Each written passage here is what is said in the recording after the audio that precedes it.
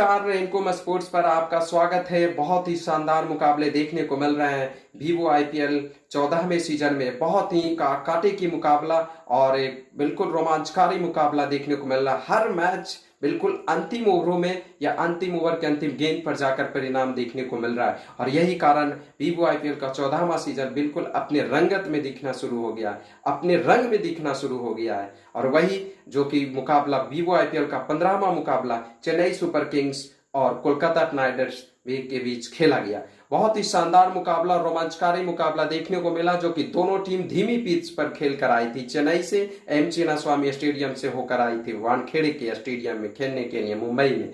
बहुत ही कांटे की मुकाबला दोनों टीमों के बीच हुई और रनों की बारिश देखने को मिली। मैं वो सब कुछ बताऊंगा इस वीडियो में। क्या घटित हुआ वीवो आईपीएल के 15वें मैच में, क्या मोड़ देखने को मिले, क्या नाटकीय अंदाज देखने को मिले, क्या करिश्मा हुआ इस मुकाबले में, वो सब कुछ बताऊंगा। उससे पहले कि मैं आपको एक बार फिर से स्वागत करता हूं मैं अपने रेनको स्पोर्ट्स चैनल पर, मैं संदीप। तो चलिए मैं शुरू करता हूं इसके 15वें मुकाबले का बताने के लिए कि क्या घटित हुआ।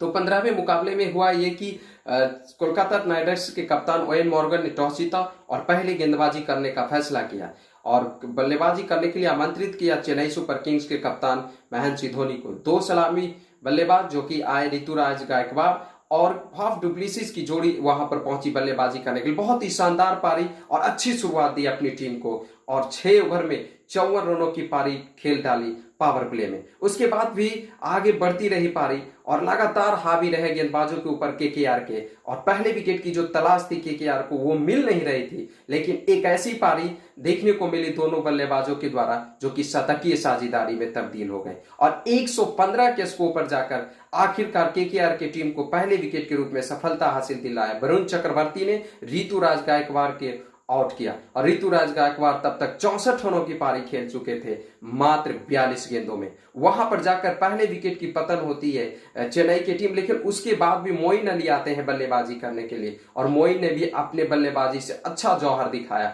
और उन्होंने 12 गेंदों में 25 रन बनाए और 165 के स्कोर पर सुनील नारायण ने उन्हें कैच आउट कराया कार्तिक के हाथों और दोनों के बीच 50 रनों की साझेदारी। उसके बाद आते हैं एकाएक बल्लेबाजी क्रम में बदलाव देखने को मिलता है। खुद कप्तान महेंद्र सिंह धोनी आते हैं जो कि कुछ अच्छे पारी देखने को मिला उनके द्वारा, किस्मत वाले चौके और एक शानदार छक्का देखने को मिला। बिल्कुल कॉन्फिडेंस के साथ उन्होंने भी अच्छी पारी खेली और महेंद्र सिंह धोनी ने भी देखा जाए तो 8 गेंदों में 17 रनों की पारी खेली। यदि कुल मिलाकर देखा जाए तो चेन्नई को सुपर किंग्स की टीम की सबसे बेहतर हीरो का काम किया तो फाफ डु प्लेसिस ने काम किया और फाफ डु प्लेसिस ने कुल मिलाकर अपनी पारी में 60 गेंदों में नवाद पारी 95 रनों की खेली, जिसमें से 9 चौके और 4 छक्के जड़े और इसकी बदौलत अंतिम ओवरों में जिस तरह से उन्होंने जो ताबड़तोड़ बल्लेबाजी की, जिसकी बदौलत फाफ डु प्लेसिस की बल्लेबाजी के चलते केकेआर के सामने चेन्नई सुपर किंग्स की टीम ने कुल 220 रनों का पहाड़ जैसा स्कोर खड़ा किया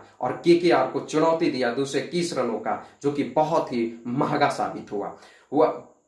ये तो रही बल्लेबाजी चेन्नई सुपर किंग्स की, लेकिन गेंदबाजी की मैं बात कर लूं तो गेंदबाजी में बहुत ज्यादा कुछ नहीं कर पाई देखा जाए तो केकेआर की टीम। और कमिंस जो कि बहुत ही शानदार गेंदबाज थे, उन्होंने 58 रन लुटा दिए 4 ओवर में। वहीं प्रसिद्ध कृष्णा बहुत ही खराब गेंदबाजी, एक ही ओवर में 2 नो बॉल कर डाले, 4 ओवर में 49 रन खर्च किए। इसके अलावा चक्रवर्ती, नारायण और रसेल को एक विकेट जरूर मिला, लेकिन कुछ ज्यादा करिश्मा नहीं कर पाए, जो कि बदलाव परिवर्तन के रूप में नारायण आए थे, लेकिन वो भी ज्यादा कुछ न बल्लेबाजी में कर पाए और न ही गेंदबाजी में।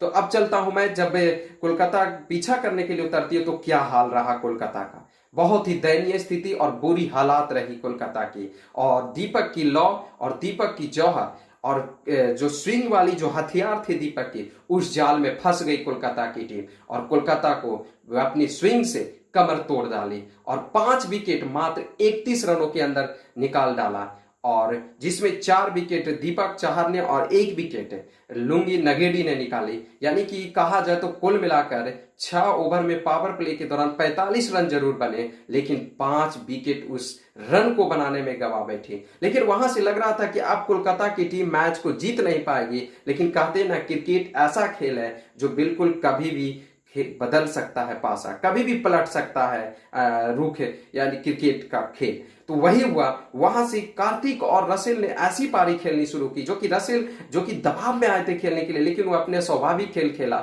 और गेंदबाजों के ऊपर आते ही हावी उन्होंने रहा और पहली ही गेंद पर चौका जड़ा और एक शानदार पारी देखने को मिली रसेल के बल्ले से। रसेल ने 22 गेंदों में 54 रनों की पारी खेली और या कहे तो छठे विकेट के लिए रसेल और कार्तिक के बीच में 81 रनों की साझेदारी हुई मात्र 36 गेंदों में। और किस्मत वाले नहीं रह पाए रसेल, एक ऐसी गेंद जो कि लेग स्टंप को छोड़कर जा रही थी, उन्हें लगा कि बिल्कुल वाइड बॉल जा रही है और एकाएक अंदर की तरफ आई गेंद और गिल्लियां भी खेल डाली लेग स्टंप की और रसेल बिल्कुल भौचक्के रह गया, आश्चर्यचकित रह गए कि ये क्या मेरे साथ हुआ और रसेल को वापस जाना पड़ा। उस समय टीम का स्कोर था कहा जाए तो केकेआर के बहुत ही दयनीय स्थिति, तो उस समय विकेट 112 रन के स्कोर पर रसेल आउट होकर जाना पड़ा और आउट किया सैम करन ने।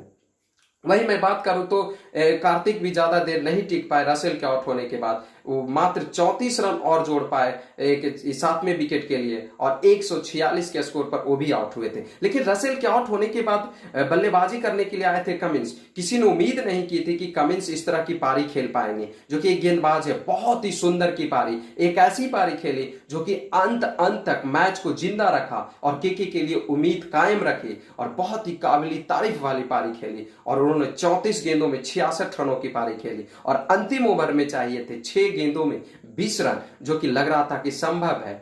कमिंस जिस तरह से बल्लेबाजी कर रहे थे, जिस लय से बल्लेबाजी कर रहे थे, उससे लग रहा था कि ये संभव है और आईपीएल में सब कुछ संभव है, लेकिन वैसा हुआ नहीं। उससे पहले ही एक बहुत ही 2 रन लेने के चक्कर में आउट कर बैठे थे वरुण चक्रवर्ती को। वहीं दूसरी बार हुआ ये कि वहां पर आए नए बल्लेबाज भी, अंतिम जोड़ी थी तो दूसरे रन पहली गेंद पर स्ट्रेट ड्राइव खेला और दूसरे रन के लिए पलट गए कमिंस और वो सही साबित नहीं हुआ और शार्दुल ठाकुर जी की अंतिम ओवर लेकर आए थे। उन्होंने जैसे ही स्ट्रेट ड्राइव खेला था, वो गेंद स्ट्रेट से आई और उन्होंने सीधे गिल्लियां भी खेल डाली और इस तरह से जो उम्मीद थी, जो संभव था, वो खत्म हो गया, चकनाचूर हो गया केकेआर के लिए और केकेआर की टीम लगातार तीसरे मुकाबले में हार गई। जहां केकेआर 2 मुकाबले हार कर इस मुकाबले को खेल रही थी, वहीं चेन्नई की टीम पिछले 2 मुकाबले को जीत कर यह मुकाबला खेल रही थी और यहां पर चेन्नई की टीम ने इस मुकाबले को 18 रनों से जीत दर्ज कर लिया।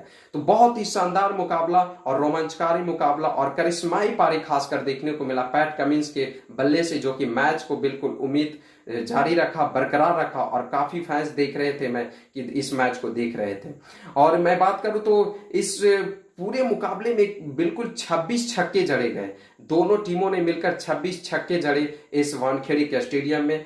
साथ ही साथ मैन ऑफ द मैच की मैं बात करूं, ड्रीम 11 गेम चेंजर की बात करूं, अपस्टॉक्स मोस्ट वैल्यूएबल प्लेयर का जो प्राइज था, ये तीनों प्राइज फैफ डु प्लेसिस के खातों में गया, जो कि 95 रनों की पारी 60 गेंदों में 9 चौके और 4 छक्के जड़े। इसके अलावा सफारी सुपर स्ट्राइकर की प्राइज आंद्रे रसेल को मिला, जो कि 245 के स्ट्राइक रेट से बल्लेबाजी की थी। वही विवो परफेक्ट कैच मिला ओवेन मॉर्गन केकेआर के कप्तान को, जिन्होंने धोनी का कैच लपका था रसेल के गेंद पर।